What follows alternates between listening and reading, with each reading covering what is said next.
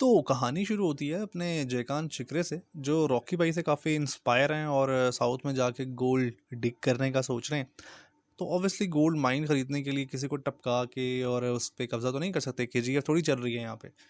तो वो क्या करते हैं, वो टेंडर भरते हैं प्रॉपर वे में जाके, प्रॉपर वो काम कर रहे हैं बंदा, ठीक है। तो टेंडर भरते हैं और अपने करीबी साथियों से कहते हैं कि इस ईद हम देखेंगे किसी का भाई किसी की जान, इस ईद हम देखेंगे किसी का भाई किसी की जान, और इस टेंडर का नहीं पता चलना चाहिए किसी को कानो कान। और जाके मस्त से सो जाते हैं कि सुबह होती है और उनको फ़ोन आता है और वो कहता है बोलो पेंसिल, आपका टेंडर कैंसिल। मतलब कि आपका टेंडर तो, कि तभी इनको ख्याल आता है कि ये तो पर्सनल इन्फॉर्मेशन थी। ये किसने की है उंगली? कौन है हमारे बीच में गांगुली? बेचारा सो रहा था मैं। ऑन द अदर हैंड हमारे पास है साउथ के मिस्टर बजाज, कि भाई जहाँ पे 3,000 करोड़ 4,000 करोड़ के नीचे से तो बात ही नहीं हो रही है, और जब इतने करोड़ आ जाते हैं तो बंदा ऑब्वियसली परफेक्ट हो ही जाता है। तो यहाँ पे इनके घर में सब कुछ परफेक्ट है, मतलब कि इनके रिश्ते बहुत परफेक्ट हैं। उसमें बाप बेटों में बहुत प्यार है, बीवी और हस्बैंड में बहुत प्यार है, बच्चों में और माँ में बहुत प्यार है। यहाँ पे हम बात करते हैं इनके बेटों की, जो कि बहुत ही आज्ञाकारी हैं, जो बड़ा बेटा और दरमियाना बेटा है, जबकि जो तीसरा बेटा है he is a one man Avenger. और वो इसलिए क्योंकि वो स्टडी में स्मार्ट है, डॉक्टर बैनर की तरह फाइट कर लेता है अच्छी, कैप्टन अमेरिका की तरह। और अमीर तो वो ऑब्वियसली अपने बाप की वजह से है ही, टॉनी स्टार्क की तरह। तो एक दिन वो अपने बाप के पास जाता है और कहता है, पापा मुझे आपके पैसों में कोई इंटरेस्ट नहीं है और ना ही मैं आपके पैसों पे यशी करना चाहता हूँ। तो मैं चाहता हूँ कि मैं अपने खुद के पैरों पे खड़ा हूँ, और मैंने उसके लिए एक आइडिया भी सोचा है। तो मैं वन डे मैं शार्क बनना चाहता हूँ। तो इसका बाप कहता है पहली फुर्सत में निकल। और वो वन मैन एवेंजर को निकाल देता है। बाकी क्योंकि साउथ के मिस्टर बजाज की संपत्ति बहुत बड़ी है, तो उनको चाहिए नेक्स्ट वारिस, और वो चाहते हैं कि इनके जो बेटे हैं वो आपस में compete करें। तो बड़े बेटे को वो दे देते हैं भाग दौड़ सारी टेंडर्स वगैरह के लिए, ऑफिस से काम, जबकि दूसरे बेटे को जिम्मेदारी देता है शिपमेंट की। ऑन द अदर हैंड अपने वीजे भाऊ ए के ए द वन मैन अवेंजर, वो अपना एक बिजनेस लॉन्च कर रहे हैं जिसका नाम है सूप पांडा ऐप। और तो इनको इंतज़ार है अपने इन्वेस्टर का। फिर एक दिन मिस्टर बजाज को पता लगता है कि उनको पेनियर की कैंसर है। पेनियर की cancer? You mean pancreatic cancer? सही पकड़े हैं। तभी मिस्टर बजाज डॉक्टर से कहते हैं कि डॉक्टर साहब, मेरी इस बीमारी का पता मेरे घर वालों को नहीं लगना चाहिए, नहीं तो वो खुश हो जाएंगे, आई मीन उदास हो जाएंगे। कि यूं ही सोचते सोचते कुछ देर के बाद मिस्टर बजाज को अपनी कुछ गलतियों का एहसास होता है, जिसमें दो गलतियां तो उनकी आंखों के सामने होती हैं, लेकिन तीसरी गलती कुछ घर से दूर रह रही होती है, तो वो उसको भी देखना चाहते हैं ऑब्वियसली। तो वो रखते हैं घर में एक पूजा, ताकि उनका तीसरा बेटा भी जो है वो घर को एंजॉय कर सके और इस खुशी में शरीक हो सके।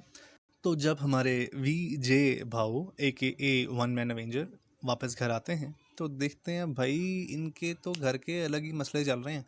मतलब बाप बेटे से बात नहीं कर रहा, भाई नंबर 2 भाई नंबर 1 से बात नहीं कर रहा, भाई नंबर 1 भाभी नंबर 1 से बात नहीं कर रहा, और बेटी तो भाई किसी से भी बात नहीं कर रही। पर ये बेटी का कुछ चल रहा है, इसको कुछ करना पड़ेगा, इनको देखना पड़ेगा, ये कुछ बिगड़ रही है लड़की। तभी विजय मिलता है अपनी भाभी की छोटी बहन दिव्या से, जिसको इसने बचपन में देखा था और वो बड़ी शरारत करती थी, लेकिन पहचान नहीं पाया इसको अब, क्योंकि कैसे पहचानोगे? मिलीमीटर अब सेंटीमीटर जो बन गया है। अब आया पूजा का दिन और शौक लगा शौक लगा शौक लगा लगा। एकांत भाऊ आगे बोले, बहुत गुलाटी मार रहा था ना तू यहाँ पे अपने बेटे को लेकर। तो सुन, तेरा बड़ा बेटा जो घर में धर्म पत्नी के होने के बावजूद बाहर गर्म पत्नी ढूंढ रहा है, और तेरा दूसरा बेटा जो अपने भाई को हर विरासत की दौड़ में हराने के लिए उसी की टेंडर की इन्फॉर्मेशन लीक कर रहा है, तो तेरा टेंडर तो हाथ, और साथ ही साथ तेरा ईगो भी गया। क्योंकि कुछ भी करने का था सिंघम, जयकांत शिकरे का ईगो हर्ट नहीं करने का था। अब क्योंकि सबकी पोल खुल चुकी है, तो सारे अपने अपने जो हैं वो घर छोड़ के अलग अलग रहना शुरू कर देते हैं। भाभी भी घर छोड़ देती है, बड़ा बेटा भी घर छोड़ देता है, छोटा बेटा लॉन्ग विद फैमिली वो घर छोड़ देता है। तो अब पीछे रह जाता है खाली वीजे बाबू। तो वीजे बाबू जो हैं, इनका नाम अखबार में आता है क्योंकि अब वो शार्क बन चुके हैं, और इनकी जो सूप पांडा ऐप है वो काफ़ी अच्छा बिजनेस भी कर रही है। तो इन सब की पोल खुलने के बाद अब हमारे मिस्टर बजाज सोचते हैं कि किसको होना चाहिए अपना वारिस, क्योंकि जिनको मैंने करण अर्जुन समझा था वो तो नवाज शरीफ और शहबाज शरीफ निकले।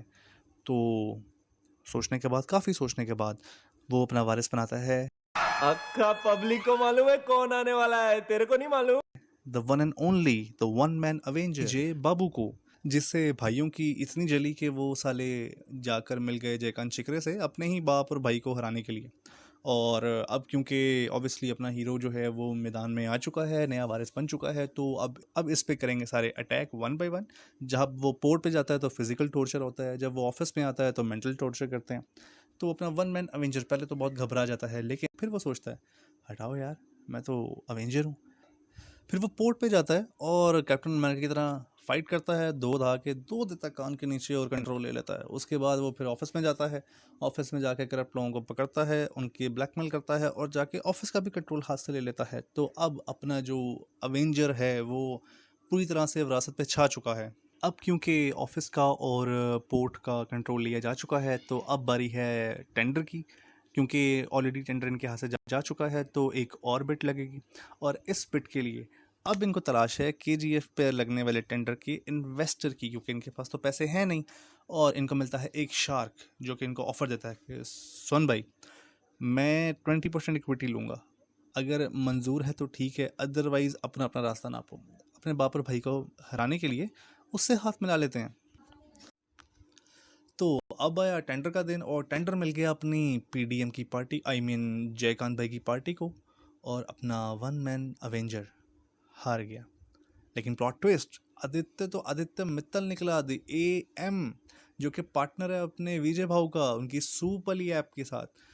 तो हुआ ये कि विजय भाई ने जो है वो मांगा फेवर और आदित्य मित्तल ने जो है फेवर कर दिया और ट्रिक कर दिया हमारी अपोजिशन पार्टी को। तो यहाँ पे कम रेट लगाने के बावजूद भी टेंडर मिल गया अपने विजय भाऊ को। चीटिंग करता है तू, चीटिंग करता है तू। टेंडर मिलने के बाद सब खुश थे, तो मूवी में सब खुश कैसे रह सकते हैं? तो तभी पता लगा कि रिया लापता है। तो थोड़ी CID करने के बाद मालूम हुआ कि वो किसी फेसबुक फ्रेंड से मिलने गई थी, जो कि उसको कबूतर दिखाने के बहाने वहाँ पर ले गया जहाँ पर कोई आता जाता नहीं। तुझे कबूतर दिखाऊंगा। I mean no go area में ले गया और वहाँ पे पुलिस की भी जाने से भट रही है। तो भाई अपने विजय भाऊ गए, 2 दिए कान के नीचे गुंडों के, और सबको गुंडों को पेल पुल के अपने भतीजे को लिया और वापस आ गए। इसके 2 नुकसान हुए। पहला नुकसान ये हुआ कि भाभी मान गई और वापस घर आ गई, और दूसरा भाई भी मान गया और बाप से माफ़ी मांग ली और वो भी घर वापस आ गया। अपने साउथ के मिस्टर बजाज की तबीयत ख़राब हो जाती है और सबको पता लग जाता है कि इनको कैंसर है। अब क्योंकि कैंसर है तो सारे जो है वो बहुत ही डर जाते हैं और जाते हैं मनाने के लिए दूसरे बेटे को, जिसको ये पता चल गया है कि बाप को कैंसर है, लेकिन फिर भी वो नहीं आना चाह रहा। कितना बड़ा लालची आदमी है ये। मेरी पार्टी सिर्फ पैसा है, तो मुझे पैसा दे, मैं ऐसे भी ठोक दूंगा।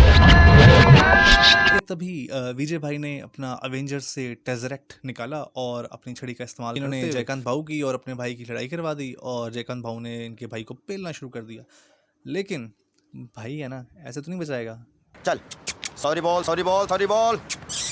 तो भाई के 4 फटके पड़ने के बाद भाई को थोड़ी सी अकल आई, जो कि गिट्टों में चली गई थी, वो वापस दिमाग में आई। उनको ख्याल आया कि मैंने गलती कर दी है, तो फिर उन्होंने भाई से भी माफ़ी मांगी और भाई ने पेल दिया जयकांत के लड़कों को और जयकांत से बोला कि अपना माटी से ढक ली है,